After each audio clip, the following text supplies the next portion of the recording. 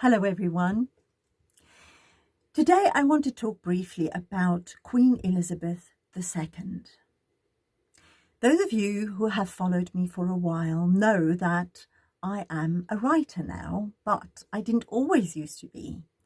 Years ago, I used to sing professionally. I was an operatic soprano, and it was in that capacity that the Queen invited me to Buckingham Palace to meet her and to sing for her. And it was a wonderful opportunity to talk to her. So yes, I did fluff my curtsy to her. When she appears in front of you, like, oh, it's the Queen. So yes, I did fluff my curtsy, but she didn't seem to mind. She still talked to me and she made me feel at ease and welcome.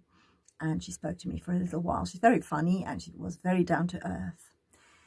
But that's not the reason I want to talk about her in that way. I want to talk to her about her as a woman of substance, an inspirational woman, because that's who I found her to be.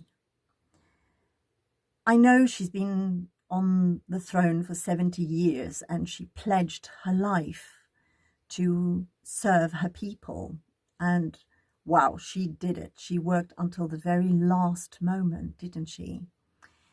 I admire her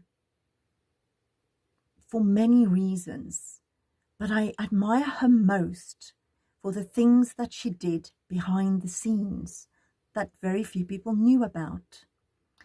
There's been quite a few television programs about her lately on television, late at night, very late at night. And so I've been watching them, and it's been very interesting to see the things that she did for people. You know, she got so many letters from people who would say things like, you're my last resource, I'm stumped. I need to solve this problem and I can't, and please can you help? And she did. I was amazed how many people she helped. It was amazing. It really was. And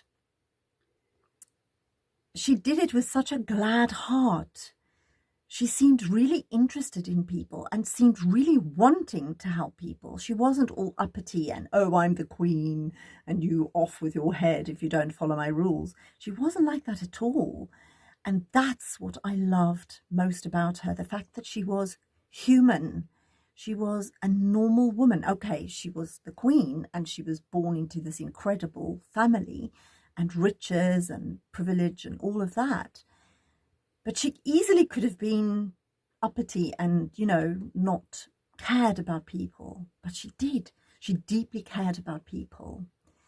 And I loved the fact that she was interested in nature and saving the planet in her own way. She started, you know, this whole tree planting thing, and it's gained popularity around the world and people have been planting trees, and it's just amazing to me the things that she did, like I said, almost behind the scenes, because there are things that almost nobody, well, I didn't know about them. I don't know, perhaps you did. I had no idea she did all these things for people. And I remember there was a very poignant letter she received from someone saying, you know, my aunt is going to die. She's very old, very ill, and she's trying to find the grave of her son, and we don't know where this grave is. And of course the Queen put her how can you say, her engine into gear, and the grave was found in time before the aunt died. Can you imagine what that must have meant? That was astonishing to me. So I admire these qualities that she exhibited so profoundly, really. You know, she was steadfast, she kept her word, she did the things she said she was going to do, she was there, and she embodied the Britishness that is Britain. She definitely did. She was almost like a representative of what Britishness meant. And as a woman, remember, Now it's fine, it's acceptable, women can do these things. But when she started, she was only 26 and it was a different world. And she still made this incredible mark, even then, on the world.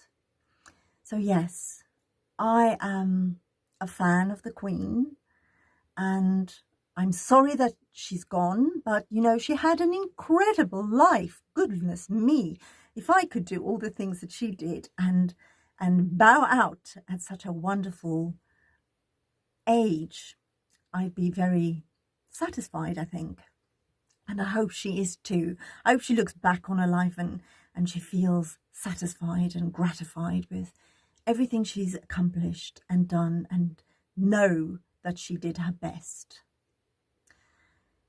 And so I try very hard to write heroines like that in my books, I should say. Women who are strong, maybe not like the Queen. There's no one like her. There will never be anyone like her, I suppose. But women who are strong, who know what they want, who help people, who are human. Those are my heroines that I try to write and show the world, and portray women that we can learn something from as well, that we can be inspired, like I was inspired by the Queen.